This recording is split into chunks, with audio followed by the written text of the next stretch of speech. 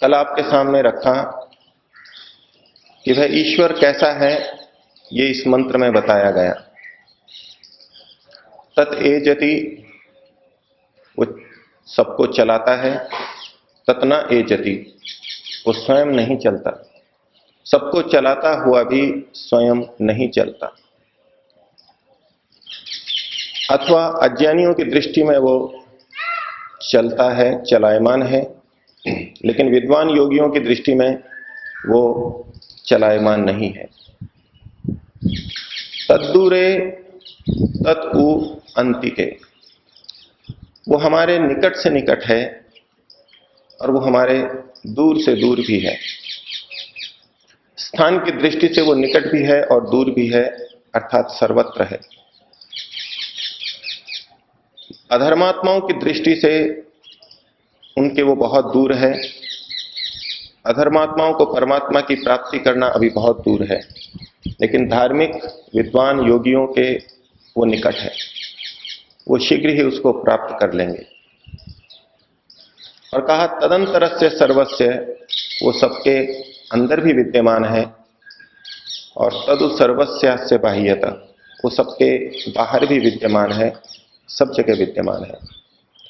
अंदर बाहर सर्वत्र ईश्वर विद्यमान है। इस भावनाओं को मन में रख करके व्यक्ति अधर्म से बचे, अधर्म से भय खाए और धर्म के रास्ते पर चले। ये अर्थ हमने कल समझा। इसी मंत्र के प्रारंभ में जो पद है, तत् एजति तत् न एजति, इस अंश के ऊपर कुछ और विचार करते हैं। वह परमात्मा कंपायमान नहीं होता। एजति का अर्थ धातु की दृष्टि से देखें तो पाणिनि जी ने कहा एजरी कंपने, ये धातु कंपन अर्थ के अंदर विद्यमान है। इस अर्थ को हमने कल देखा। ये कंपन क्या होता है? तो पाणिनि दूसरी धातु बोलते हैं, कहते हैं कपि चलने। कंपन का मतलब होता है चलन। एक धातु से दूसरी धातु का अर्थ बताया जाता है और उससे वो अर्थ और खुलता है। तो एचरी के लिए कहा एचरी कंपने और कपि चलने। तो चलन क्या होता है? तो चल के लिए फिर कहा चल कंपने, चलने का मतलब कांपना। कोई अनंत श्रृंखला नहीं चलती कि एक धातु से दूसरा अर्थ बताया, फिर तीसरा अर्थ बताया, चौथा बताते बताते जाओ नया नया अर्थ। वो भी कुछ देर तक चलता है, लेकिन अंततोगत्वा तो वहीं आना पड़ेगा। तो एजरी कंपने, कपि चलने और चल कंपने, ये अर्थ तो हमने कल विचारा देखा। लेकिन पाणिनि ने चल धातु के और भी अर्थ किए हैं। उन्होंने चल धातु का एक अर्थ किया चल विलसने। जब हम एजरी कंपने और कपि चलने करते हैं तो चल धातु के कितने अर्थ हो सकते हैं, क्या क्या लिखे हैं, उन पर विचार करेंगे तो ये मंत्र और खुलेगा। उन्होंने कहा चल विलसने। विलसन का क्या अर्थ है? तो कहा खेलना, क्रीड़ा करना। तो यदि हम तदेजति तन्नई जति को इस अर्थ की दृष्टि से देखें तो अर्थ बनेगा कि ईश्वर क्रीड़ा नहीं करता और ईश्वर क्रीड़ा करता है। बात तो रहस्य की फिर भी रहेगी कि वो क्रीड़ा नहीं करता ये भी कहा जा रहा है और वो क्रीड़ा करता है ये भी कहा जा रहा है। वो खेलता है और वो नहीं खेलता है। यदि ज्ञानियों और अज्ञानियों की दृष्टि से, धर्मात्माओं अधर्मात्माओं की दृष्टि से ही हम विचार करें तो कह सकते हैं कि अज्ञानियों की दृष्टि में ये ईश्वर क्या कर रहा है? ईश्वर खेल रहा है, क्रीड़ा कर रहा है। और ज्ञानियों की दृष्टि में ज्ञानी कहेंगे कि नहीं, ईश्वर खेल नहीं रहा है। खेलने का तात्पर्य भिन्न भिन्न लिया जाता है, लिया जा सकता है। हम इस खेलने शब्द को बहुत अलग अलग तरह से प्रयोग करते हैं। जब हम ये कहें कि वो व्यक्ति खेल रहा है, एक तात्पर्य होता है वो बड़ा आनंद ले रहा है, क्योंकि खेल तो आनंद की चीज होती है, वो कोई उबने वाला काम नहीं होता। खेलने में बहुत आनंद आता है। तो ईश्वर इस सृष्टि को बना करके खेल रहा है, आनंद ले रहा है। अज्ञानी की दृष्टि बता रहा हूं। वो कह रहा है कि संसार में ईश्वर खेल रहा है, और खेल के क्या ले रहा है? आनंद ले रहा है। और हम क्या कर रहे हैं? हम दुखों से दुखी हो रहे हैं। हमारे को ये सृष्टि बना के ईश्वर ने दे दी, हमको बंधन में डाल दिया, और अब ईश्वर खेल रहा है, ईश्वर को आनंद आ रहा है। इसको ये दंड दे दिया, इससे ये करवा दिया, इसके घर में ये दुर्घटना करवा दी,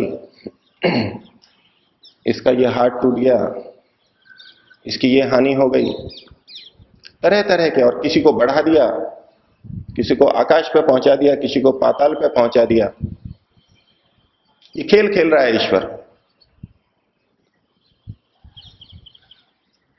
और हमको परेशान कर रखा है। हमारे को तो ये खेल पसंद नहीं। कई जने प्रश्न करते हैं कि ईश्वर ने आखिर ये दुनिया क्यों बना दी, हमको इस झंझट में क्यों डाल दिया, जन्म मरण के चक्र में डाल दिया। इतनी समस्याएं हैं, पेट के लिए दौड़ो, मकान के लिए दौड़ो, शरीर की रक्षा के लिए दौड़ो, हर जगह परेशानी है, हर जगह परेशानी है। मेहनत करते रहो, इतनी भागदौड़ करो तो भी क्या है, परेशानियां अंत ही नहीं लेती, कष्ट ही कष्ट हैं। और वो क्या कर रहा है? वो खेल रहा है, हमारे को परेशान करके खेल रहा है। तो अज्ञानी की दृष्टि में कि ईश्वर तो खेल रहा है। और एक खेलने का अर्थ हम भाषा में प्रयोग करते हैं कि इसने मेरे साथ खिलवाड़ किया। खिलवाड़ करना, ईश्वर हमारे साथ खिलवाड़ कर रहा है। हमारी सामर्थ्य नहीं है। अगर वो हमारा कल्याण चाहता था, हमारे को अपना आनंद देना चाहता था, तो सबको ही क्यों नहीं दे दिया? ये संसार बनाया ही क्यों नहीं, अपने आनंद में रख देता? तो ईश्वर तदेजति, ईश्वर खेल रहा है, खिलवाड़ कर रहा है, हमारे साथ खिलवाड़ कर रहा है। ये अज्ञानियों की दृष्टि है।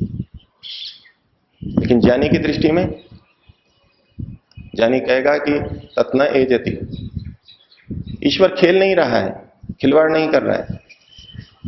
ईश्वर हमारे कल्याण के लिए सब कुछ दे रहा है, ये सारी व्यवस्था उसने हमारे कल्याण के लिए की है। दोनों दृष्टियां हो सकती हैं। ईश्वर इस खेल से कोई आनंद नहीं ले रहा। ईश्वर आनंद में है तो वो अपने आनंद से मग्न है। ये सृष्टि वो नहीं बनाता तो भी वो उतने ही आनंद में था जितना कि सृष्टि को बना करके। और इस संसार के जीवों को विविध योनियों में भेज करके, विविध कष्टों को दे करके वो कोई खुशी नहीं हो रहा है, वो कोई ऐसा खेल नहीं खेल रहा है। ये ज्ञानियों की दृष्टि है। तो तदे जति तन्नई जति, अगर हम यहां एजरी को कंपने अर्थ में लें और कंपन को चलन अर्थ में लें, और चल का अर्थ लें चल विलसने, अर्थात खेलना, क्रीड़ा करना, तो तदे जति तन्नई जति का अर्थ विद्वान की दृष्टि में ये ईश्वर खेल रहा है, खेल नहीं रहा है। और अज्ञानी की दृष्टि में ईश्वर खेल रहा है। यदि खेलने का अर्थ हम कुछ और ढंग से लें, अभी जो खेलने का अर्थ आपके सामने रखा वो निंदित अर्थ है। इस तरह का खेलना हमें अपेक्षित नहीं है। दूसरे के जीवन से खेलना, ये निंदित अर्थ में प्रयोग किया जाता है। ईश्वर हम आत्माओं के साथ खेल रहा है, ये निंदित अर्थ है। लेकिन इसका एक अच्छा अर्थ भी हो सकता है। खेलने का मतलब है कोई क्रिया को किया जाता है तो बड़ी आसानी से किया जाता है, सहजता से किया जाता है। जब हम कहते हैं ये तो मेरे बाएं हाथ का खेल है, तो यहां खेल शब्द का क्या तात्पर्य है? हम सीधे हाथ से कार्य करते हैं, वो कुशल होता है, समर्थ होता है, लेकिन बायां हाथ उतना कुशल नहीं होता। ये बात उन लोगों के लिए लागू होगी जिनका दाहिना हाथ चलता है। तो बाएं हाथ का खेल है, इसका मतलब है बहुत सरल है ये काम, मेरे लिए बहुत सरल काम है। और खेल जो है वो बड़ी सरलता के अर्थ में आता है, उसमें कोई दबाव नहीं होता। जो खेल खेल के लिए खेला जाता है वहां कोई तनाव दबाव नहीं होता। ये अलग बात है कि आज जो व्यवसायिक दृष्टि से खेल चल रहे हैं, जहां लाखों और करोड़ों रुपए, अरबों रुपए उस एक खेल के हार जीत के ऊपर निर्भर करते हैं, बहुत अधिक यश, प्रतिष्ठा, मान उस खेल के साथ में जुड़ी हुई हो, पूरे देश का दबाव हो, देश और देश के पीछे प्रतिद्वंदिता हो, वहां तो जबरदस्त दबाव होता है खिलाड़ी पे। वो खेल की तरह नहीं खेल सकते या नहीं खेल पाते। बहुत कम खिलाड़ी होंगे जो इतने दबाव के आगे खेल की तरह खेल पाए। इस दबाव के आगे टूटते हैं वो। ये उस खेल की बात नहीं कर रहा हूं मैं, उस खेल की बात है जहां केवल खेलने के लिए खेल रहे हैं, कोई हार जीत की भावना नहीं है, बड़ी सरलता से खेल रहे हैं। तो जब हम कहते हैं ये मेरे बाएं हाथ का खेल है, तो अर्थात बहुत सरल कार्य है। ईश्वर ने ये सृष्टि बनाई, एक एक चीज कितनी अच्छी तरह बनाई, कितने व्यापक स्तर पर बनाई, कितनी उसकी सामर्थ्य होगी, कितना पसीना उसने बहाया होगा। तो अज्ञानी सोच सकता है कि हम तो थोड़ा सा कार्य भी करते हैं तो इतना मेहनत पड़ती है, छोटा सा मकान बनाते हैं तो रात दिन एक करना पड़ता है। ईश्वर ने ये सब किया तो कितना कष्ट पाया होगा, वो कितनी मेहनत की होगी। लेकिन ज्ञानी कहता है कि नहीं, ये सब तो उसके लिए खेल है, बहुत सरल है उसके लिए। तो जब खेलने का अर्थ हम सरलता के अर्थ में लेंगे, एक क्रिया बड़ी सरलता से कर रहा है, तो अर्थ बदल जाएगा। तदे जति तन्नई जति। अज्ञानी कहेगा कि वो ईश्वर न एजति, खेलता नहीं है, बड़े कष्ट पूर्वक बनाता है इसको। लेकिन ज्ञानी कहेगा, जिसको ईश्वर की सामर्थ्य का बोध है, वो कहेगा कि तत् एजति, वो तो खेल रहा है, उसके लिए तो एक खेल के समान है। इस सृष्टि को बनाना उसके लिए चुटकी बजाने जैसा है, बहुत सरल है। तो तदे जति तन्नई जति।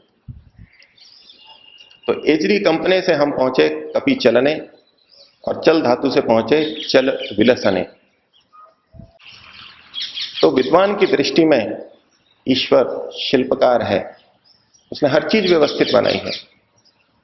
और अविद्वान की दृष्टि में ईश्वर में शिल्प का योग नहीं है, वो शिल्पकार नहीं है, सब कुछ अव्यवस्थित बना दिया है। तो तदे जति तन्नई जति। ईश्वर शिल्पकार है, शिल्प क्रिया का उपयोग करता है, विद्वान कहेगा। अविद्वान कहेगा नहीं, ईश्वर शिल्प का योग नहीं करता, विद्वान नहीं है, शिल्प का योग नहीं करता। शिल्प का मतलब कौशल भी होता है, कुशल अर्थ भी किया गया। और कुशल किसे कहते हैं? कुशान लाती थी कुशलः, जो कुशाओं को लेकर के आता है उसे कुशल कहते हैं। आज कुशल का अर्थ हम चतुर, तीव्र बुद्धि वाला, कार्यों को अच्छी तरह करने वाला, इस अर्थ में लेते हैं, और यह अर्थ ठीक भी है इसका। प्राचीन समय में जब गुरुकुलों में यज्ञ आदि हुआ करते थे, तो उसमें कुशा का प्रयोग किया जाता था। एक पौधे का नाम है, घास का नाम है कुशा, इसका कुशासन बनता है। तो जिस ब्रह्मचारी को कुशा लेने के लिए भेजा जाता था, वो चतुर, कार्य में कुशल हुआ करता था। क्योंकि कुशा के किनारे उसके पत्ते जो होते हैं तीखे होते हैं, और अगर ढंग से ना काटा जाए तो चमड़ी में वो चीरा लगा देंगे, खून आ सकता है, चुभ जाएंगे। तो जो इन नुकीली धारदार कुशाओं को भी ठीक तरह से काट करके ले आता है, उसको कुशल बोलते हैं। कुशान लाती थी कुशल। लेकिन इसका तात्पर्य है कि वो कार्य करने में चतुर है, कार्यक्षम है, अच्छी तरह कार्य करता है। तो शिल्प का मतलब है जो कुशल होता है। तो परमात्मा तदे जति तन्नई जति, परमात्मा कुशलता पूर्वक क्रियाएं करता है, हर चीज उसकी कुशलता पूर्वक है, ये विद्वान कहेगा, जानकार कहेगा। और अज्ञानी कहेगा कि परमात्मा तो अकुशल है, हर जगह अकुशलता है, कहीं मिट्टी ऊंची है, कहीं नीची है, कहीं गड्ढा है, कहीं कुछ है। कहीं समुद्र में भी बारिश हो रही है, कहीं सूखी जगह भी बारिश नहीं हो रही है।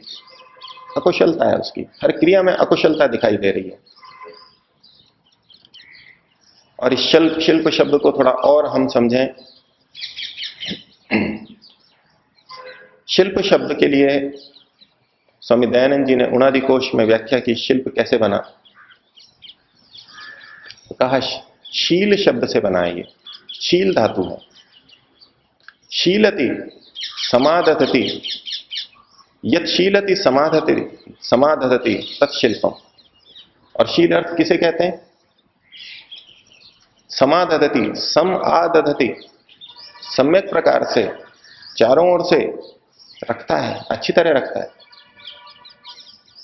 और पाणिनि जी ने तो शील के लिए कह दिया शील समाधौ। शील का मतलब क्या है?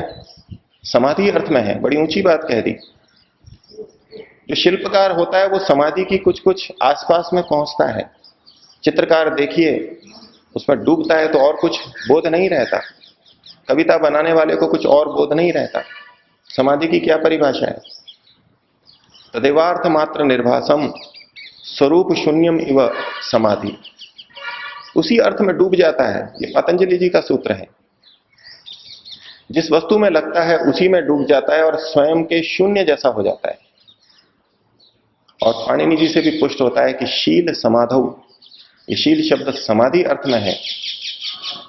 वो सम्यक रूप से आधान करता है, एक एक रंग को, एक एक अपनी ऊंची को ठीक जगह पे लगाता है। कविता लिखता है तो एक एक शब्द को ठीक जगह पे रखता है, उसका समायोजन करता है। मूर्ति बनाता है, मकान बनाता है तो एक एक चीज को ठीक जगह रखता है। रोबोट बनाता है, कंप्यूटर बनाता है तो एक एक अवयव को, एक एक उसके पुर्जे को ठीक जगह पे रखता है, सम्यक रूप से रखता है। और उसमें अगर डूब गया है तो वो समाधि जैसी स्थिति में पहुंचता है। तो परमात्मा इस सारे, वो शिल्प के योग से इस सारे को करता है। वो पूरा डूब करके इस कार्य को करता है। विद्वान कहेगा परमात्मा ने पूरा लग करके, पूरा डूब करके अच्छे से अच्छी सृष्टि बनाई है। अविद्वान कहेगा कि परमात्मा किसी और विचार में था, ऐसे ही कुछ भी हुआ मनगढ़ंत, जैसे तैसे कुछ ना कुछ बना दिया, ऐसा कार्य करता है। तो परमात्मा तदे जति तन्नई जति, विभिन्न अर्थों की दृष्टि से हम इस पर विचार कर सकते हैं। कुछ और बात आगे कल करेंगे। आज का समय समाप्त होता है। 3 बार ओम का जप करेंगे, मन में भावना रखेंगे कि ईश्वर ने ये सृष्टि बहुत युक्ति संगत, कुशलता पूर्वक बनाई है। हमारे साथ कोई खिलवाड़ नहीं किया है, हमारे हित के लिए ये सृष्टि बनाई है। और परमात्मा ने अपने अनंत सामर्थ्य से, बड़ी सहजता से, एक खेल की भांति इस सृष्टि को बनाया है। ऐसे महान परमात्मा की अनुभूति हमारे मन में रहे। श्वास भरें। ओ